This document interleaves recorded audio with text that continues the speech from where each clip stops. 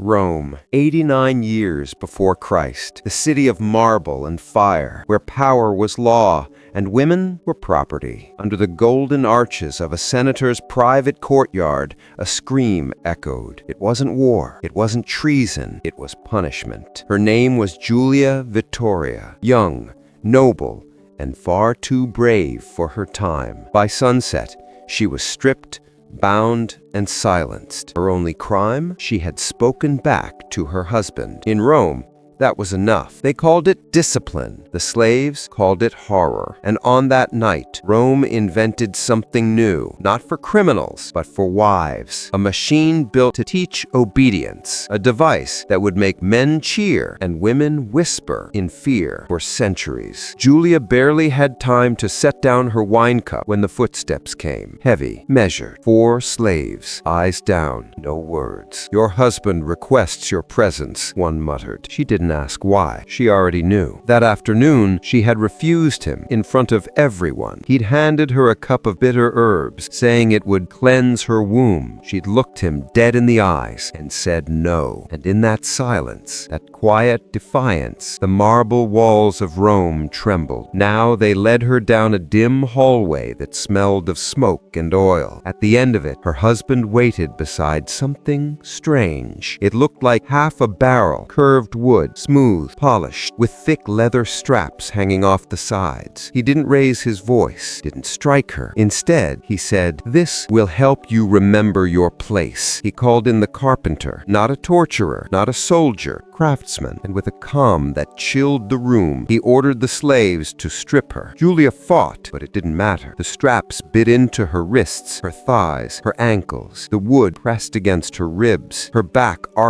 painfully, body twisted like a question mark. The pain wasn't sudden, it was slow, crawled through her bones. She couldn't scream, not in front of them. And as her husband watched, he said to the carpenter, "Mark this one. I want it named after her." The man hesitated. "You mean the device?" "Yes," he said. "It broke her well." But Julia hadn't broken, not yet. In the shadows, a torch slipped from a slave's hand, hitting the ground with a crackle. The fire flared for just a second, and through the flickering light, Julia met her husband's gaze, her body shaking, her lips trembling, and then she smiled. It wasn't kindness, it was defiance. A small, dangerous smile that said, "You can break my bones, but not my will." And he saw it, and that, more than her disobedience, was what he would punish next. They called the device elegant. That was the first lie. When the carpenter unveiled it for the Senate, the men admired its craftsmanship. A polished wooden arc, leather bindings,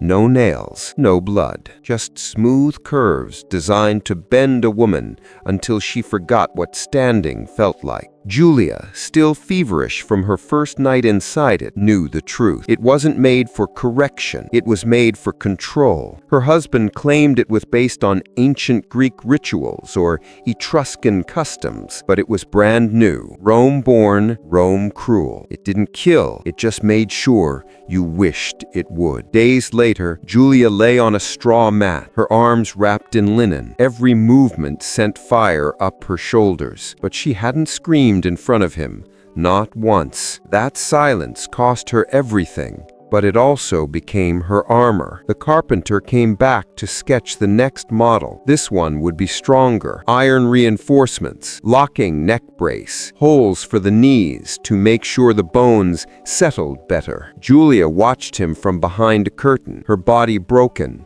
her mind sharpening. Her husband bragged to a magistrate later that week. He said, "She taught me how to make them yield." Those words burned deeper than any strap. Soon whispers spread through Rome's noble houses.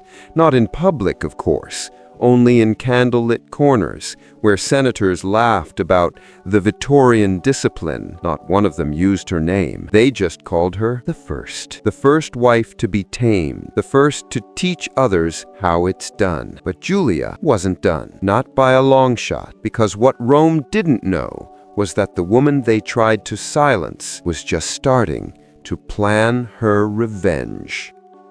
Before we continue, I've got to ask, if you're still watching, tell me in the comments, would you have stood silent or smiled back like Julia? And if you want to hear how she turned her pain into rebellion, hit subscribe. The next part gets darker. Rome loved a good show. Didn't matter if it was blood in the arena or a woman in pain behind marble walls.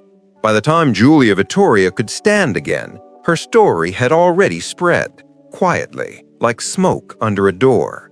Noblemen whispered about the new discipline, and Rome's craftsmen started building copies before her bruises even healed. Her husband called it innovation. History would call it torture. The night of the unveiling was supposed to be a celebration. Wine, music, senators bragging about their latest advancements in domestic harmony. Translation: how to break a woman without leaving a mark.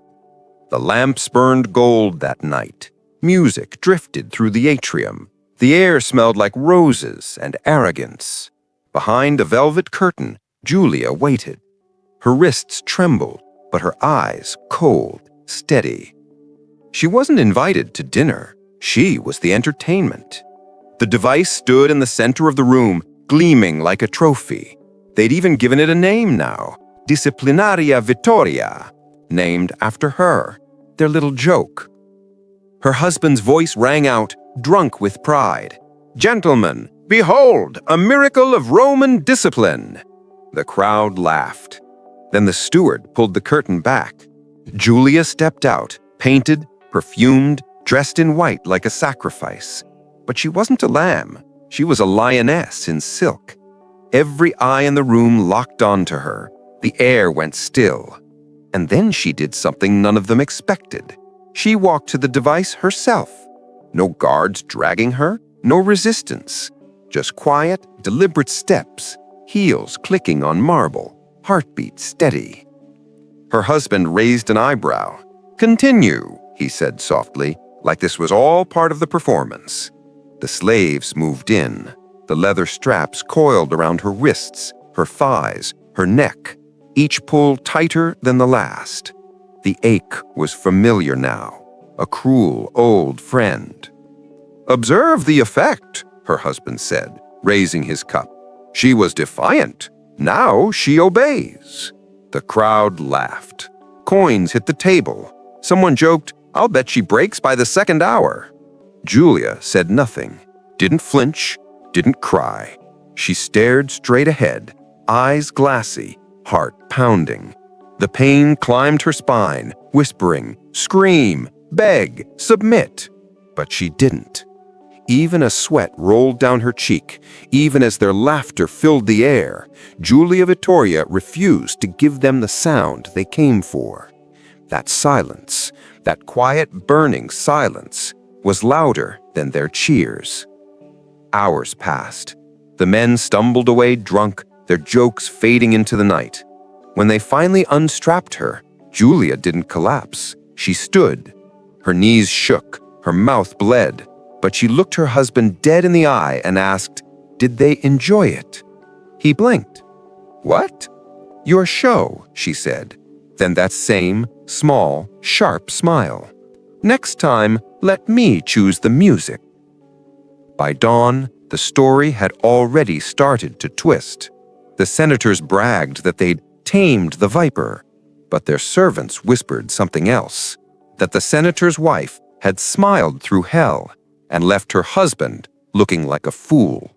In Rome, reputation was everything, and her silence had just cracked his. Within months, the device, the cradle, was everywhere. In magistrates' homes, in courtyards, even in private schools for noble girls. Rome didn't see a torture device. They saw a trend, a symbol of control disguised as art. But behind every imitation, behind every woman who cried out, was her name, Julia Veturia, the first to endure it, the first to smile back. One afternoon, her husband summoned her again. But this time, he wasn't angry. He was smug. The cradle had been approved for public use, no longer hidden behind villa doors. Julia was expected to attend the first demonstration, a young slave girl accused of stealing bread. He thought it would be poetic. The arena wasn't the Colosseum, not yet, just a small courtyard near the river, where Rome tested new ways to make pain look like justice. The crowd murmured as the girl, no older than 16, was bound to the iron frame. She screamed once, then again, and then she went silent. The crowd cheered. Julia sat in the shaded box beside her husband, watching through half-livid eyes. Her fingers dug into her palms, her jaw locked, but her face didn't move. Because she wasn't just watching the show, she was memorizing it. Every laugh, every face, every man who called it discipline. Later that week, the summons came again, but this time not for punishment. The governor wanted a demonstration from the original subject, Julia, the woman who'd made the cradle famous. They said it would be harmless, that she would be honored, that she would be protected. But Julia knew Rome's idea of protection. She had one condition. If they want to see me, she said, they'll hear me too. 2 days later, the crowd packed into the small theater outside the city walls. They cheered as Julia walked into the sunlight. She was thinner now, paler, but still standing tall. At the center of the arena stood the cradle, iron gleaming, straps ready. She approached it slowly. The guards tensed, expecting her to kneel. Instead, she turned to the crowd. The wind caught her hair. Her eyes burned like embers. And then she laughed, loud, full, defiant. The crowd froze. That sound, that impossible, free human sound, cut through centuries of silence. For a heartbeat, Rome didn't know what to do. Then some laughed with her, some booed, but all of them heard her. That day, Julia Veturia became something Rome never intended her to be. Not a lesson, not a warning, a legend. The woman who laughed on the cradle. By nightfall, her name was everywhere, whispered in baths, scratched in walls, carried on lips that once dared not speak. The woman who didn't scream, the woman who laughed. And in that laughter, the empire's silence began to crack. The morning after her laughter echoed through Rome. The city felt different. Whispers clung to marble like smoke after a fire. Every servant, every scribe, every senator's wife, they'd all heard it. The woman who laughed on the cradle, not screamed, not cried, laughed. Her husband didn't speak to her for days, not out of guilt, but calculation. He'd lost control. His name was being mocked in the Senate baths. Men laughed behind silk curtains. The cradle didn't break her, they said. It made her louder. And in a city built on silence, a loud woman was more dangerous than an army. So when the summons came from the Palatine, from the emperor himself, it wasn't a surprise. Julia Veturia was to appear before the court. Not for punishment, they said, for evaluation. Yeah, right. Rome didn't evaluate women like her. Rome tested them. The chamber was colder than stone. Marble floors black-veined like frozen rivers. Statues of goddesses lined the walls, arms broken, eyes hollow. At the far end stood the emperor's representative, a man with soft hands and glassy eyes. "Welcome, Julia Veturia," he said. "We don't want another performance." He smiled, faint and false. "We want an apology." Julia raised her chin, slow and deliberate. "Then why the audience?" she asked. Because she could feel them, behind the columns, nobles, officials, their wives, even a few foreign envoys. They'd come to see if the story was true. If one Roman woman could humiliate power and live. And there it was again, the cradle. Only this time, it was gilded, gold leaf, crimson leather, polished iron. It wasn't punishment anymore. It was art. It was a trophy. "Show them you remember your place," the man said softly. "Kneel." Julia stepped forward. Her sandal touched the base of the cradle. She didn't kneel. She looked up, meeting every single gaze in the room. Each one of them complicit. Each one of them quiet. You built this, not with wood, with silence. No one moved. No one breathed. You called it discipline, tradition, correction. Her voice cut through the air, steady, sharp. But it was always hunger. The hunger to see a woman broken and call it balance. A few of the wives looked away. One woman wept. The official stepped forward, voice tight. You are not here to speak. Julia smiled faintly. Then why am I still standing? The room went dead still. And in that silence, for the first time, power shifted. Not from her body, from the air, from the spell Rome had built around obedience. Julia turned her back to the cradle.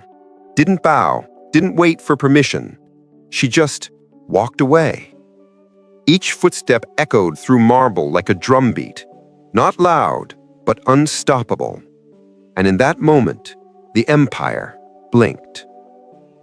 They said the cradle vanished when Rome turned Christian, that it was melted down, dismantled, forgotten, like so many relics of its cruelty. But that's not the truth. The truth lived quieter. It slipped into letters never meant to be read, into the diaries of handmaids, into the scrolls of physicians who treated women for dislocated shoulders and never asked why. By the 4th century, whispers of the device returned, this time far from Rome. A bishop in Carthage condemned obscene instruments of posture. A scholar in Antioch described a tool shaped like a moon, used for penance among widows. He thought it was a religious object. He was wrong. It was the cradle. By then, Julia Veturia was a myth, a cautionary tale to some, a symbol to others. But nobody could agree if she ever really lived. The women who believed in her didn't argue. They just kept her name alive, passed like a secret, a smuggled truth that couldn't be burned. And every time a woman stood her ground, every time she spoke when told to be silent, every time she smiled through pain instead of breaking, something of Julia rose again. Not in blood, not in fire, but in defiance. In one surviving scroll, its edges burned and blackened, a single line remains legible, written in a woman's hand, soft and deliberate. The machine taught them nothing. The silence did not last, and I am still laughing. Maybe Julia wrote it. Maybe she didn't. Doesn't matter. What matters is that someone remembered. Someone chose to carry the sound forward, not as a scream, but as a warning. A breath before rebellion. A woman's voice unbroken in a city that once tried to crush it into silence. And if we don't speak their names, history will bury them again. Forgotten by scrolls, erased by marble, silenced by time. So speak her name, Julia Veturia, because silence is how it starts, and remembering is how it ends. If her story hit you, don't scroll away. Subscribe, hit the bell, and keep their voices alive. Because the moment we stop listening is the moment history starts repeating.